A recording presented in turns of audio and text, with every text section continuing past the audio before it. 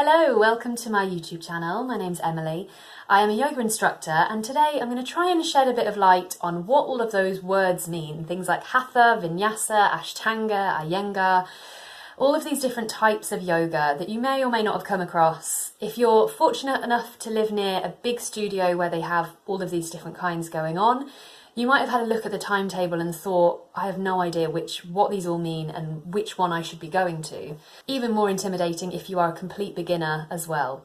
So I'm just going to talk about 6 of the most common at the moment in the UK. The ones I'm going to talk about today are Hatha Yoga, Vinyasa, Ashtanga, Iyengar, Hot Yoga or Bikram Yoga, they're slightly different and I'll tell you about those in a moment, and Yin Yoga. So those are the 6 that I'm going to be talking about. But if you have any questions about any other kinds, just leave it in the comments below and I will get back to you. I'm also going to let you know as a beginner which ones are most appropriate and which ones would be more challenging for you to try out. So let's start with Hatha Yoga. If you think about all of these different types of yoga as kind of branches of the same tree, Hatha Yoga would be the trunk of that tree. So Hatha Yoga is kind of the foundational style of yoga that all of these other branches kind of stem from. With a Hatha Yoga class, traditionally you would come into a pose or a posture and you'd hold it for, say, somewhere around 3 to 5 breaths.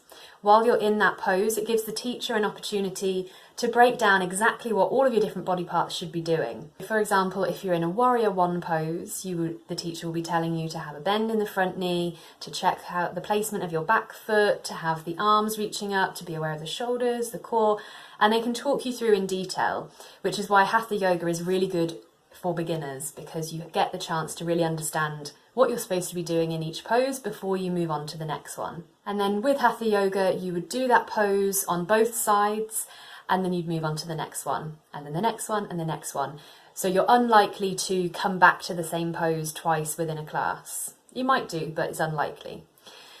That takes us then on to Vinyasa Yoga. So second type of yoga, Vinyasa. This is sometimes called flow yoga as well. And the reason for that is it is more of a flowing sequence. So whereas with Hatha Yoga, you're likely to do a pose once, move on to the next one, the next one, the next one. With Vinyasa Yoga, you would move through a little sequence. So you might do, say, pose 1, 2, 3, 4, and then you'd come back and do those again, maybe adding on something a little bit different or adding in a few extra poses, but you might repeat kind of a loop of poses, a little sequence as you go along. And with Vinyasa Yoga, because it is a more flowing kind of style, you don't spend as long in each pose. So depending on the teacher and the pace of the class, you might even just take a breath in, moving into one pose, and a breath out, moving into the next. So it can be a really quick movement. There's also kind of slow flow yoga classes where it's slowed down a little bit more. So you would then spend a bit longer in each pose, but the same idea of kind of flowing through the different poses. And because of that more fluid kind of movement, there's a bit more focus on the transitions as well, so moving from one pose to the next in a nice flowing fluid kind of way. While Vinyasa Yoga is a lovely style to practice, it's maybe not the best option if you are a complete beginner, because the teacher doesn't really have time to explain in detail how to have correct alignment in each pose. So whereas with Hatha Yoga, you slow it down a little bit more and go a bit more into depth with the poses, with Vinyasa, you're moving through them fairly quickly, so you have to have a bit of an understanding of each of the poses before you would be comfortable going through that sequence. Then moving on to Ashtanga Yoga. So this is similar to Vinyasa Yoga in the sense that you move through in a kind of fluid, flowing kind of way, but the difference here is that with Ashtanga Yoga, you practice the set series or sequences that are always practiced in Ashtanga. So with Vinyasa Yoga, the teacher has complete freedom to make up different sequences every week. You'll practice lots of different things. Whereas with Ashtanga Yoga, every class you go to, you're going to practice the same series.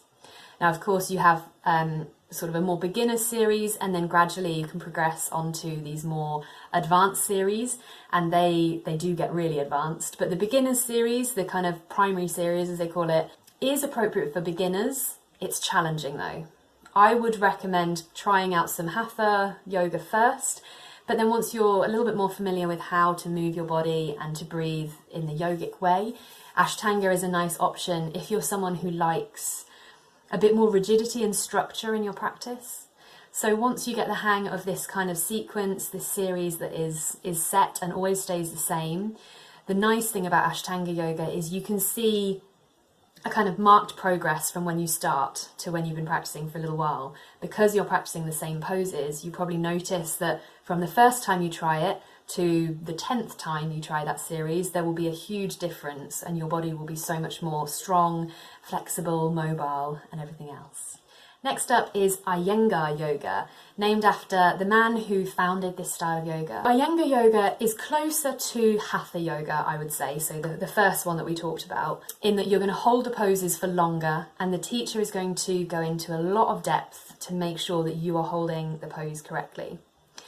With Iyengar Yoga, they go into even more detail than they would in a Hatha Yoga class.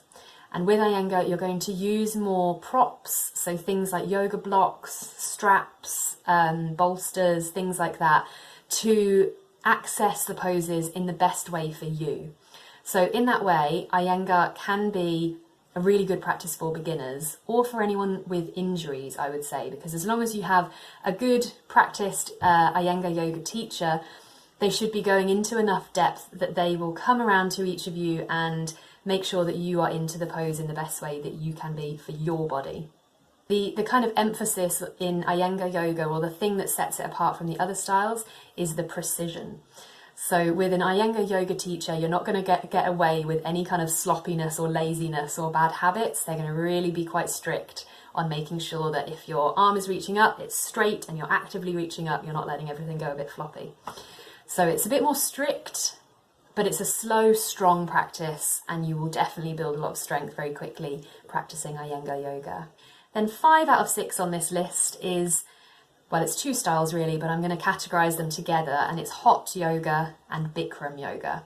Bikram, again, is named after the man who founded this style of yoga, but it has, within recent years, come to light that he is a very problematic man. He was very, very big in the yoga world, across the world actually. He still is alive and teaching today, but as he rose to kind of fame within the yoga world, he abused his powers and was very abusive to people. So as this has all come to light, if you want any more information about that, it's all online. There is even a documentary on Netflix at the moment about him. But if you have been to a studio where they offered Bikram Yoga in the past and you're wondering why they've stopped offering Bikram Yoga, then that might be the reason. A lot of studios are now moving away from the name Bikram. Bikram Yoga is very rigid, very structured format. You practice a 90-minute class in a room heated to about 40 degrees Celsius, I think. It's a very, very hot room. There are 26 set poses that you do and 2 breathing exercises, and that's it. So it's the same poses every single time in this very, very hot room. It's very, very intense, very physically and mentally challenging. Then Hot Yoga, the only similarity really is that it's in a heated room. The rest of the rigidity and the structure of Bikram Yoga is just Bikram.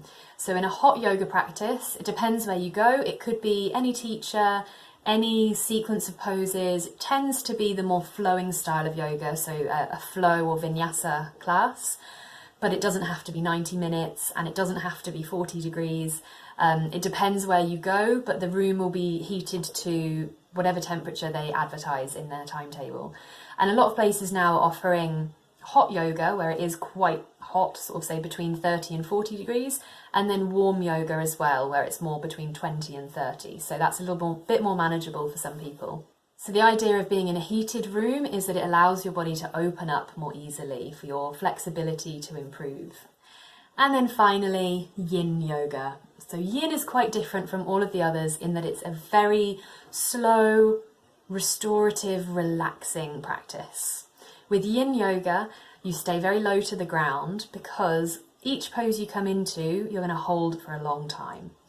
So you'll come into a pose that doesn't require too much strength to hold, so it's more about the flexibility and about opening up rather than building strength. You're not going to be doing handstands and things like that in a Yin class. We use a lot of props and things in Yin as well, so blocks, blankets, bolsters, big cushions, so that you can get into position. And then the idea is that you will breathe deeply and you will relax into that. And you'd be surprised when you first try Yin that when you first come into each pose, you might feel a bit stiff, but once you've held it there for a few minutes, your body opens up so amazingly and so quickly. It's one of those practices where you come away feeling amazing. And with other styles of yoga, you do work on your flexibility and you get a good stretch for the muscles. But with Yin, it goes that much deeper. So you're actually working into the connective tissues, the fascia of the body, releasing really deep knots and tension, and really good for any kind of joint pain as well. So I highly recommend trying Yin Yoga if you haven't already. Okay, that's it. So those are the 6 most common yoga styles that I would say you would find here in the UK at the moment. In terms of the kind of yoga that I teach here on this channel and in real life, I would say that it's a bit of a mixture between Hatha and Vinyasa Yoga. So I like to teach in a fluid kind of style. I like to teach sequences so that you can return to the same poses and build on them. But I do like to slow it down a little bit so that I can talk you through the alignment so you can make sure that you're in the right position and you're getting the most out of each pose. So I would say that it's a sort of slow flow mixture between Hatha and Vinyasa Yoga. So if you're interested in that, if you've not had a go at one of my practices yet, there are plenty on this channel and I post new videos every Wednesday.